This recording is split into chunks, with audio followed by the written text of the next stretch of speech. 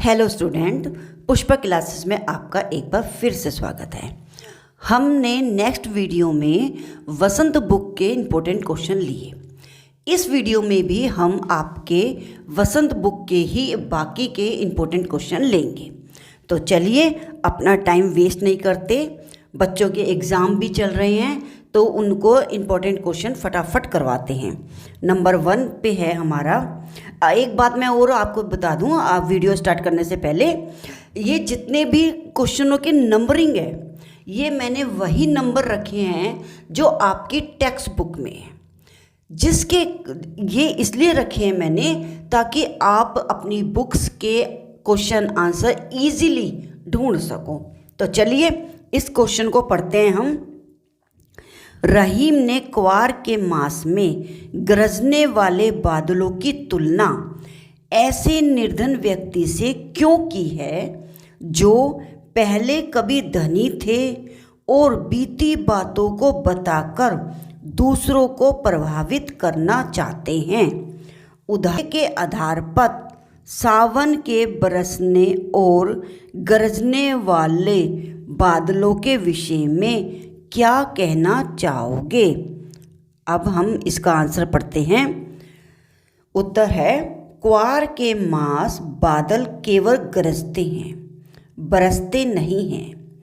जैसे वे निर्धन व्यक्ति जो पहले कभी धनी थे और बीती बातों को बताकर दूसरों को प्रभावित करना चाहते हैं, इसलिए कवि ने दोनों में समानता स्पष्ट की है।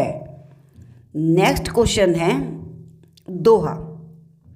हमें ये इम्पोर्टेंट दोहा है, ये एग्ज़ाम में आ सकता है। तो इसको पहले हम दोहे को पढ़ेंगे, फिर इसका भावार्थ और व्याख्या करेंगे। तो चलिए।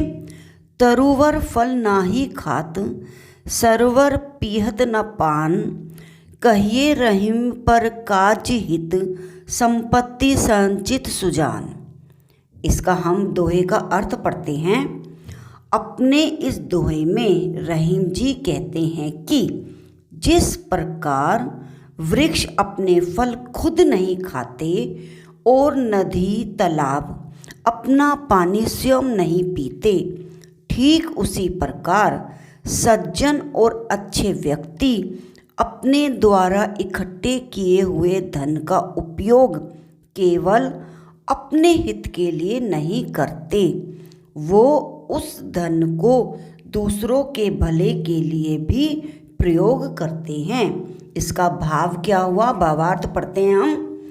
हमें अपनी धन संपत्ति का प्रयोग केवल अपने लिए ही नहीं बल्कि समाज के कल्याण के लिए भी करना चाहिए, तभी समाज का चहुमुखी विकास होगा।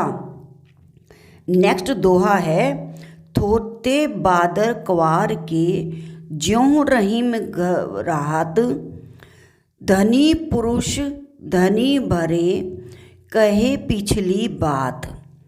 इसका हम अर्थ पढ़ते हैं दोहे का। इस दोहे में रहीम जी कहते हैं कि जिस प्रकार बारिश और सर्दी के बीच के समय यानी फागुन महीने में बादल केवल गरजते हैं, बरसते नहीं, उसी प्रकार कंगाल होने के बाद अमीर व्यक्ति अपनी पिछली बातों की बड़ी बड़ी बातें करते रहते हैं जिनका कोई मूल्य नहीं होता। नेक्स्ट क्वेश्चन है, कंचे जब जार से निकलकर अप्पू के मन की कल्पना में समा जाते हैं तब क्या होता है? इसका आंसर है, उत्तर इसका, कंचे जब जार से निकलकर अप्पू के मन की कल्पना में समा जाते हैं तब वह उनकी ओर पूरी तरह से सम्मोहित हो जाता है। कंचों का जार का आकार आसमान के समान बहुत ऊंचा हो गया है और वह उसके भीतर अकेला है। वह चारों ओर बिखरे हुए कंचों से मज़े से खेल रहा था। मास्टर जी कक्षा में पाठ रेलगाड़ी का पढ़ा रहे थे। उसे मास्टर जी द्वारा बनाया गया बॉयलर भी कंचे का सा नजर आता है। इस चक्कर में मास्टर जी से डांट भी खाई, लेकिन उसके दिमाग में केवल कंचों का खेल चल रहा था। नेक्स्ट क्वेश्चन है, मास्टर जी की आवाज़ कम ऊंची थी। वे रेलगाड़ी के बारे में बता रहे थे। मास्टर जी की आवाज़ धीमी क्यों हो गई होगी, लिखिए। तो इसका उत्तर है, शुरुआत में मास्टर जी पाठ पढ़ाने की मुद्रा में थे, इसलिए वो ऊंची आवाज़ में बात कर रहे थे। परंतु जब उन्हें लगा कि सब बच्चे उनके पाठ में ध्यान मग्न हो गए, तब उन्होंने पाठ समझाने की मुद्रा अपनाई और अपनी आवाज़ धीमी कर ली। नेक्स्ट क्वेश्चन है, एक तिनका की चर्चा की है जिसमें घमंड नहीं करने का संदेश मिलता है। इसका उत्तर पढ़ेंगे हम। एक तिनका कवि ने उस दिन की घटना की चर्चा की है जब उसे अपने ऊपर घमंड हो गया और वह अपने को श्रेष्ठ समझने लगा। तभी एक तिनका उसकी आँख में घुस गया, जिससे उसकी आँख लाल हो गई। बड़े प्रयास करने पर जब तिनका निकला, तब लेखक को समझ आई कि उसे घमंड को चूर करने के लिए तिनका है। इससे घटना से यह संदेश मिलता है कि हमें घमंड नहीं करना चाहिए। नेक्स्ट क्वेश्चन हम पढ़ते हैं। आँख में तिनका पड़ने के बाद घमंडी की क्या दशा हुई? तो इसका उत्तर है, आँख में तिनका पड़ने के बाद घमंडी की आंखें लाल हो गईं और दर्द करने लगीं। वह बेचैन हो उठा और कराने लगा। नेक्स्ट क्वेश्चन है, घमंडी की आंख से तिनका निकालने के लिए उसके आसपास के लोगों ने क्या किया? तो इसका उत्तर पढ़ते हैं हम। घमंडी की आंख से तिनका निकालने के लिए आसपास लोगों ने कपड़े की मुठ बनाकर उसकी आंख पर लगाकर तिनका निकालने का प्रयास किया। नेक्स्ट क्वेश्चन है, खान पान की मिश्रित संस्कृति से लेखक का क्या मतलब है?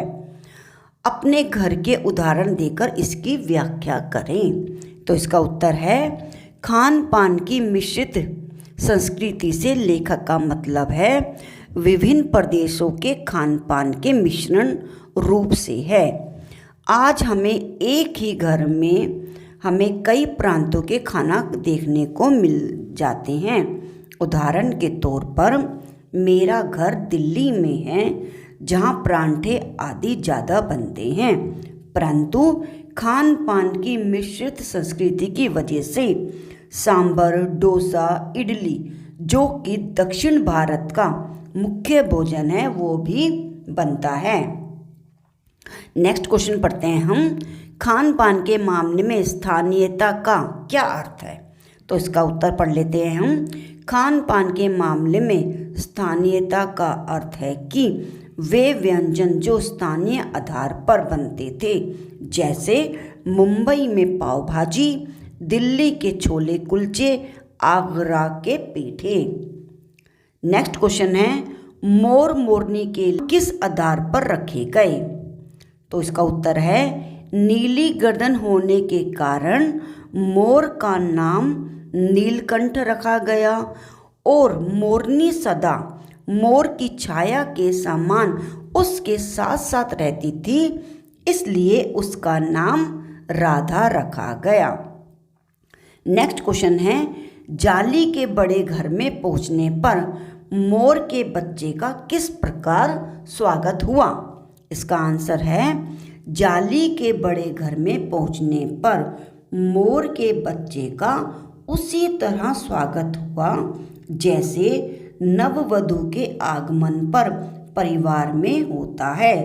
लड़का कबूतर नाचना छोड़ उसके चारों ओर घूम घूम कर गुटरगू की रागनी अलापने लगे। बड़े खरगोश सभ्य सदस्यों के समान क्रम से बैठकर उसका निरीक्षण करने लगे। छोटे खरगोश उनके चारों ओर उछल कूद मचाने लगे और तोते एक आंख बंद करके उसका परिचरण करने लगे। नेक्स्ट क्वेश्चन है, वसंत ऋतु में नीलकंठ के लिए जालीदार घर में बंद रहना असहनीय क्यों हो जाता था? तो इसका उत्तर है, बसंत में आम के वृक्षों में मंजीरियों से लदे जाते थे और अशोक लाल पत्तों से ढक जाता था, जिसे देखकर नीलकंठ के लिए जालीदार घर में रहना असहनीय हो जाता। उसे फलों के वृक्षों से भी अधिक सुगंधित व खिले पत्तों वाले वृक्ष अच्छे लगते थे। नेक्स्ट क्वेश्चन है, बंसी वाले ललना मेरे प्यारे लाल जी कहते हुए यशोधरा किसे जगाने का प्रयास करती है और वे कौन कौन सी बातें करती है?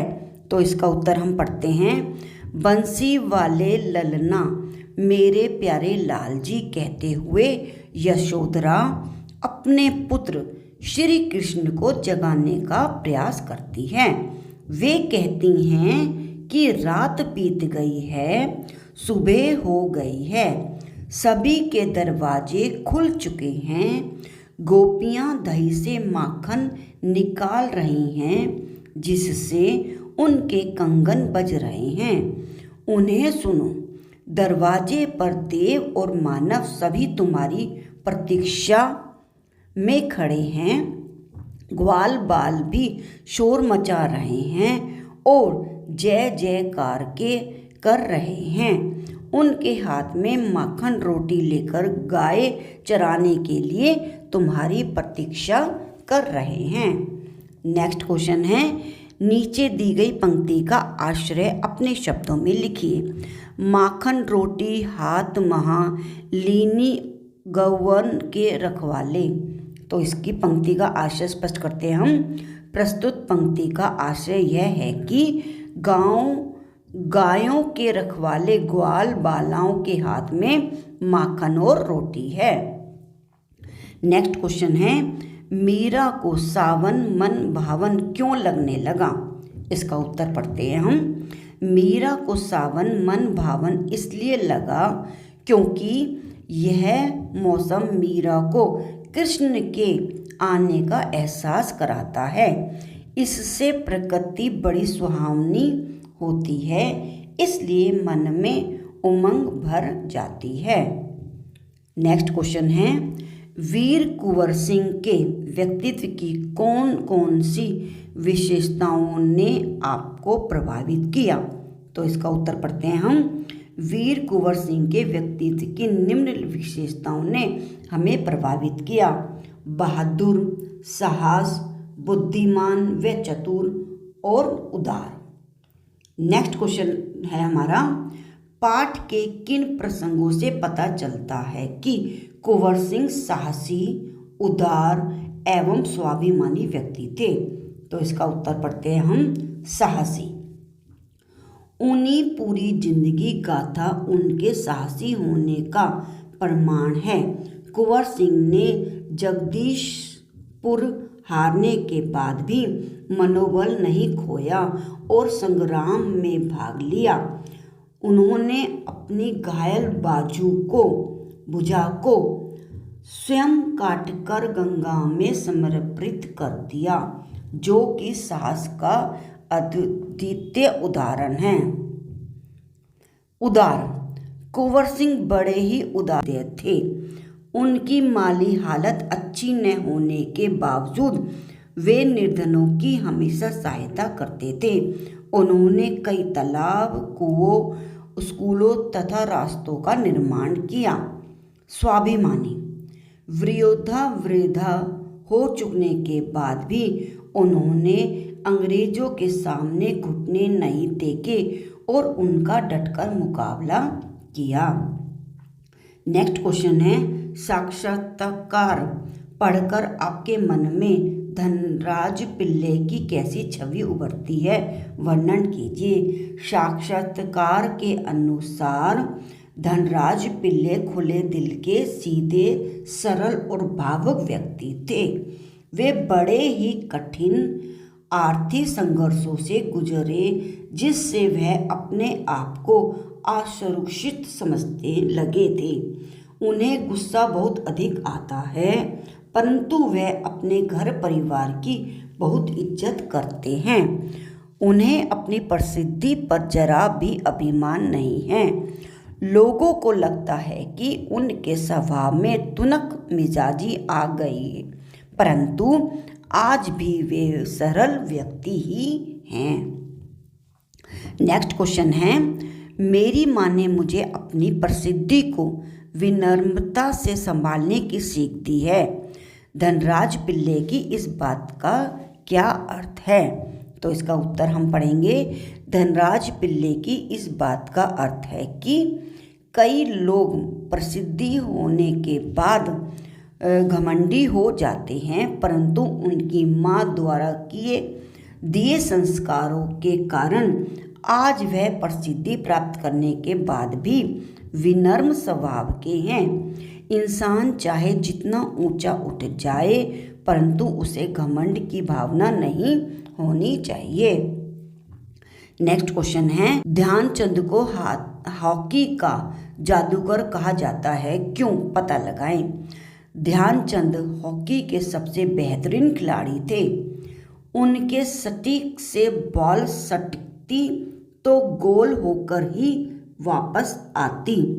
वह हॉकी को एक करिश्माई अंदाज से खेलते थे।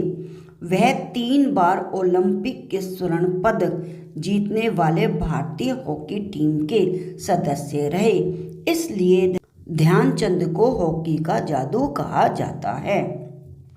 नेक्स्ट क्वेश्चन है, किन विशेषताओं के कारण हॉकी को भारत का राष्ट्रीय खेल माना जाता है?